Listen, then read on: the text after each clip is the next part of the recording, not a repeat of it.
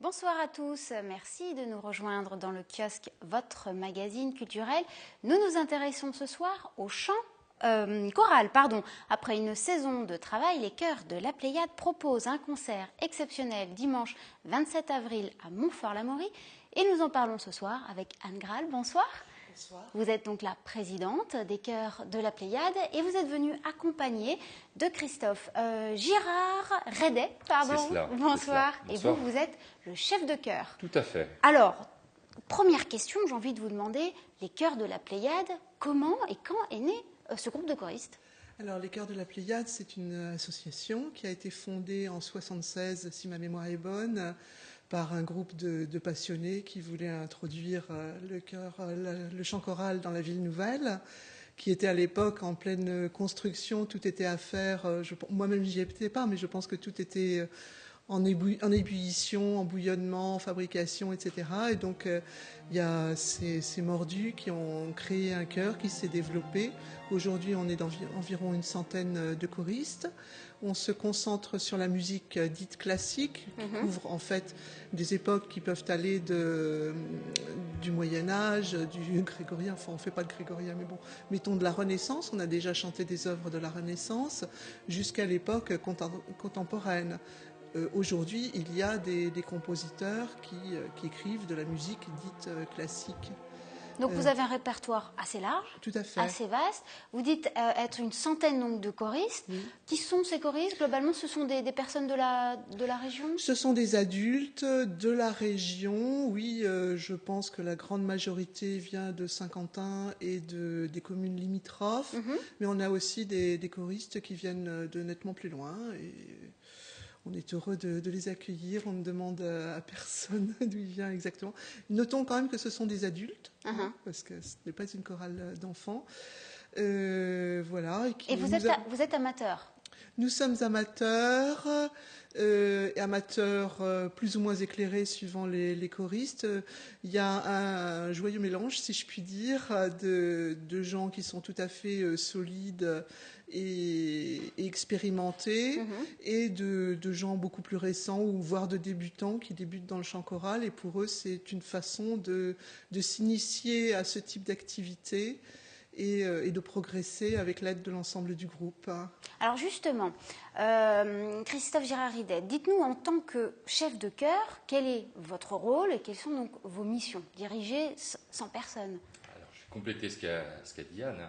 Mon rôle, c'est justement d'amener ces choristes qui n'ont pas forcément le même bagage musical à petit développer cette activité, leur donner l'occasion de mettre en œuvre leurs compétences musicales au service de la musique avant tout, et pour arriver à faire des choses qu'eux-mêmes peut-être n'imaginent même pas.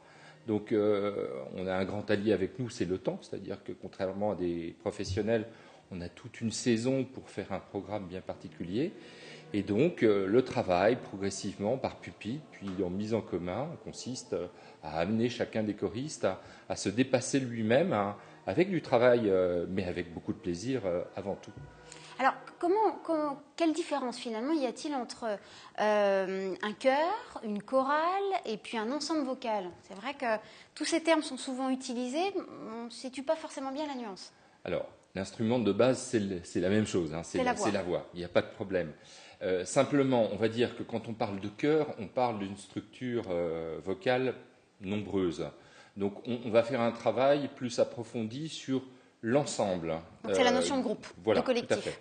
Alors que l'ensemble vocal, c'est déjà un plus petit ensemble vocal, avec souvent des voix qui ont déjà un bon bagage musical, tant sur la connaissance du répertoire que sur le travail technique s'y référent.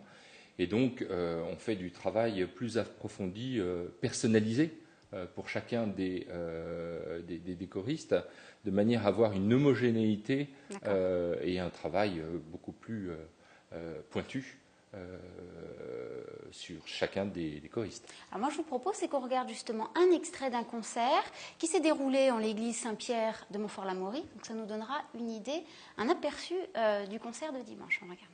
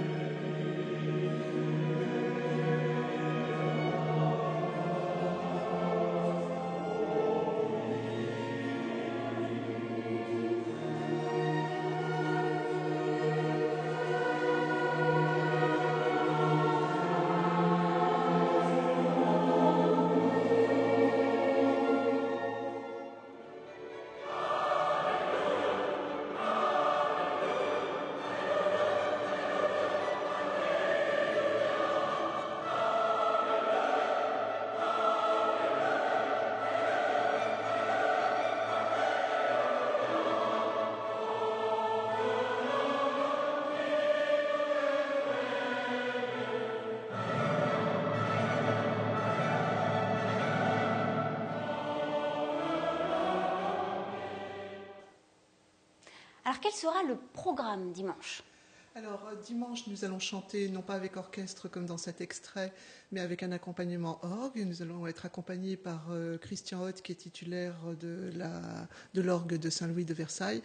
Et nous allons chanter deux parties, une première partie a cappella, et ensuite une petite messe de Mozart et un hymne de Mendelssohn. Voilà, qui sont très beaux tous les deux. Mais donc, c'est un concert qui a un caractère un peu plus intimiste du fait qu'il est accompagné avec orgue. Voilà. Mais écoutez, merci beaucoup à tous les deux. On renvoie nos téléspectateurs vers votre site internet pour toutes les informations. Et puis, je sais également que vous cherchez de nouveaux choristes pour la saison prochaine. Donc, c'est l'occasion de vous rencontrer au cours d'audition.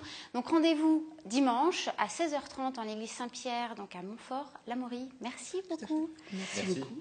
Nous partons à présent à Guyancourt. Mardi 6 mai, la ferme de Bel-et-Bas présente un spectacle musical humoristique, un hommage décalé à la chanson française par un trio déjanté. Et Nicolas les a rencontrés.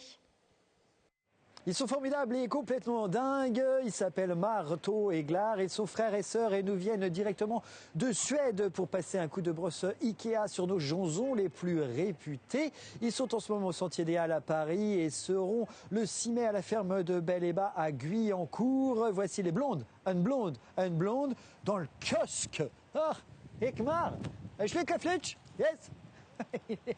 Attention, il y a un renne là. Dieu m'a donné la foi, il brûle au fond de moi. J'aille dans le cœur cette force qui guide ma pas. Ça fait 3 ans qu'on est ici arrivé en France. Voilà quoi. Ça a été une grosse claque. Tu dis claque en France ?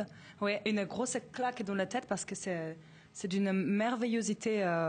C'est surprenant, saisissant. Vraiment, c'est beau.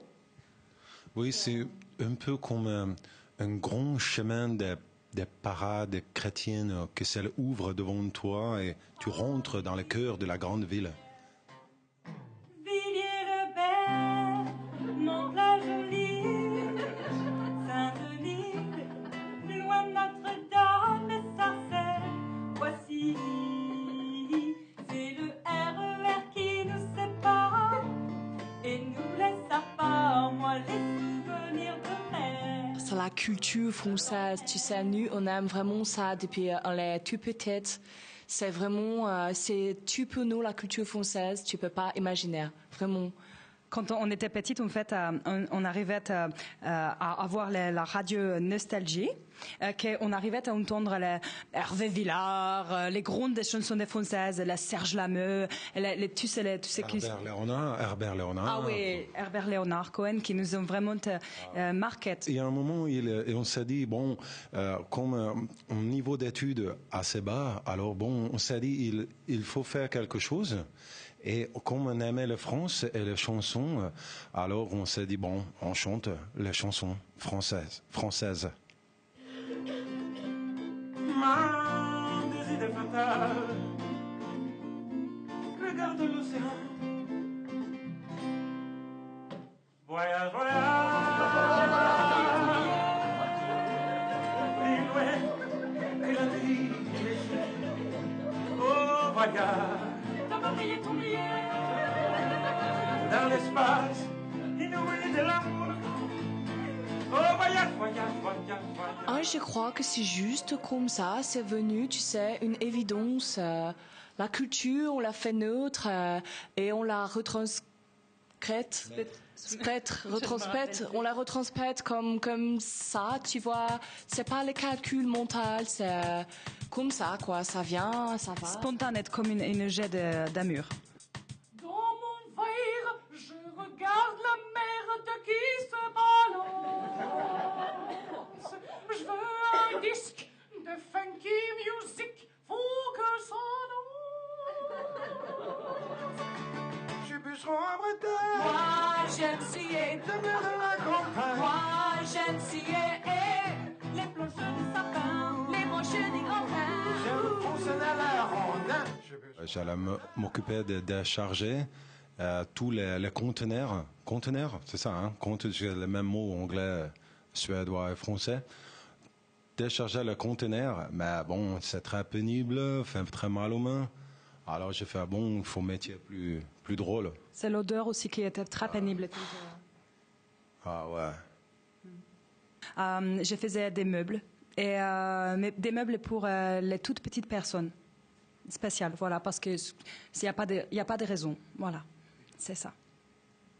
Moi, j'ai travaillé dans un truc avec des animaux que je nourrissais. C'est comme tu appelles ça? McDonald's. Taxidermie. Non, tu sais, ils sont vivantes. Oh, ça là, tu sais, ça c'est Dieu. Dieu, il passe à travers nous et ça saute comme ça, comme des gros jets. Des amours, comme disait tout à l'heure ma soeur. Jésus, mon copain. Jésus, mon doudou. Jésus, mon animal de compagnie. Pour nous, il est un peu comme un ami. Il est là quand il n'y a plus personne. Alors bon, mais c'est culture, ça. Bon, c'est chacun comme il veut.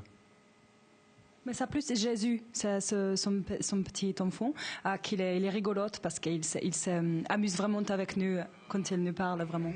Viens petite fille dans mon comics strip, viens faire des bulles, viens faire des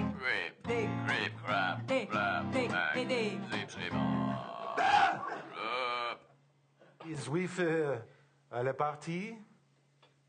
Je sais plus pourquoi. Et après, j'ai rejoint ma sœur. Je sais plus comment. Et on est venu ici en France. Je sais plus quand.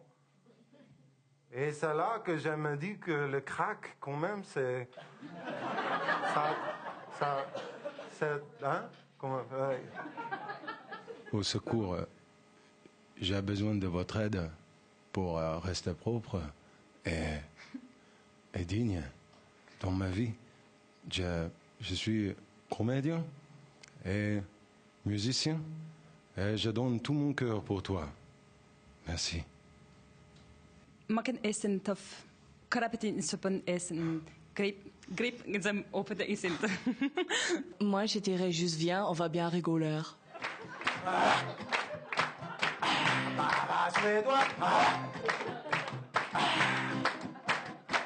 Ambiance à la suédoise.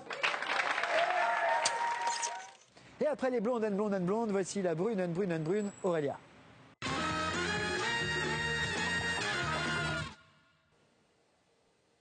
Nous sommes mercredi, c'est donc l'heure des sorties ciné au micro d'Élodie Moine. J'ai trouvé ça très mignon, très bien fait, très agréable, une belle réalisation, des beaux personnages et puis une moralité, enfin très sympa. C'était comment mon père? Bien. C'était bien. J'ai pas trop aimé le style, c'est très moyen, très moyen. Je peux pas dire autre chose, j'ai pas accroché. C'est pitoyable.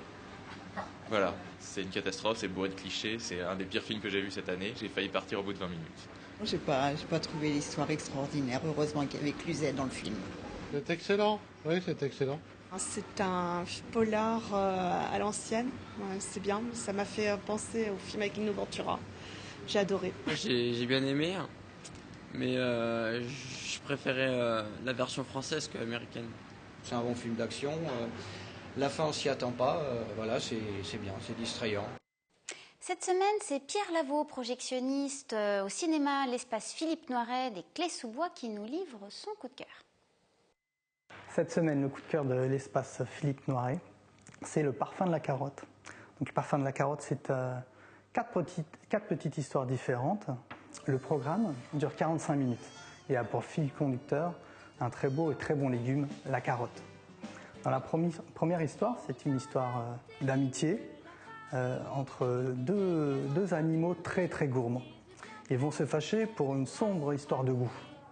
L'un, sur un coup de tête, partira en forêt, mais attention car le renard rôde. La deuxième histoire, c'est également une histoire d'amitié entre deux petits lapins qui, en plein hiver, se rendent compte qu'ils n'ont plus de soupe à la carotte. Misère. Donc ils vont partir à l'aventure à l'aide d'une carte au trésor particulière qui leur indiquera les lieux des carottes. Dans la troisième partie, c'est une histoire de course-poursuite. Les uns courent après les autres courent après les uns. On en perd son latin. Mais ce qu'on est sûr dans cette histoire, c'est que le papy a besoin de ses carottes pour la soupe. Et enfin, quatrième histoire, c'est un petit hérisson qui tombe sur un délicieux fruit. Mais vous verrez, il n'est pas le seul à vouloir le déguster. Voilà pour ces 4 petites histoires drôles et tendres. C'est un programme de court-métrage idéal pour les tout petits qui découvrent nos salles de cinéma. Ce film se jouera à partir du mercredi 23 avril, 16h30 à l'Espace Philippe Noiret. Notre émission est à présent terminée. Merci de nous avoir suivis sur TV Fil. Je vous retrouve donc la semaine prochaine en direct à 18h30. À mercredi.